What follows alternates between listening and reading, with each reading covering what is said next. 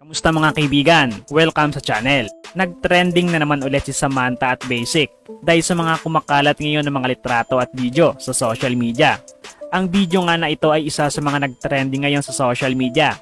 Hindi pa man alam kung sino ba talaga ang kumuha ng video na ito at nagpakalat nito.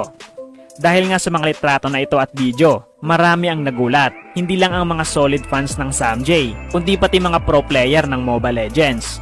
Matatandaan na sinabi ni Basic at Samantha na wala silang relasyon at hindi niya niloko si Rene J. Pero dahil nga sa mga litrato at video na kumakalat ngayon, kumpirmado na niloko daw talaga ni Samantha at Basic si Rene J. Kaya naman pala nag-live si Doggy at gusto niyang paaminin si Samantha at Basic sa ginawa nila kay Rene J. Heto ang video na iyon. Aminin nyo na ang katotohanan. Mas magandang lumabas ang katotohanan sa tamang panahon. Please lang, please. Maawa kayo, wag nyong iputan sa ulo yung bata. Sabihin nyo na, ilabas nyo na kasi. Nag-react naman ang mga naging kaibigan din ni Samantha nung sila pa ni Rene J. Isa na nga si Andrea Angeles na naging matalik din na kaibigan ni Samantha. Sabi niya sa post niya, "Maraming haha. Ano ba yon?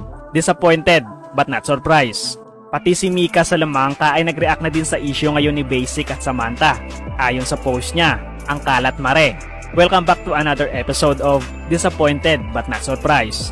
Heto naman ang naging reaksyon ng ex-BF ni Samantha na si Rene J. Nag-post din ang GF ni Basic at hito ang naging post niya sa Twitter. Hope all top. Nagbigay naman ng mensahe sa Wrecker kay Basic dahil sa mga issue na sinasangkutan niya ngayon. Sabi ni Wrecker sa post niya, "Pare, kamusta? Sana okay ka lang Basic Gaming. Delete mo FB mo muna. Advice lang, wala akong alam. Kinakamusta lang kita. Love kita." Alam ko kasi sa sarili ko, hindi ko na kailangan mag-explain pala. Kasi hinihintay ko na lumabas yung totoo. Tsaka shoutout nga pala dun guys sa shoutout dun sa mga bida-bidang hindi na ako magpapanggit ng pangalan. Pero ang dami ko kasi nakitang yung streamers, mga streamer, mga bida-bida, kala talaga nila, alam nila yung totoo, ganyan.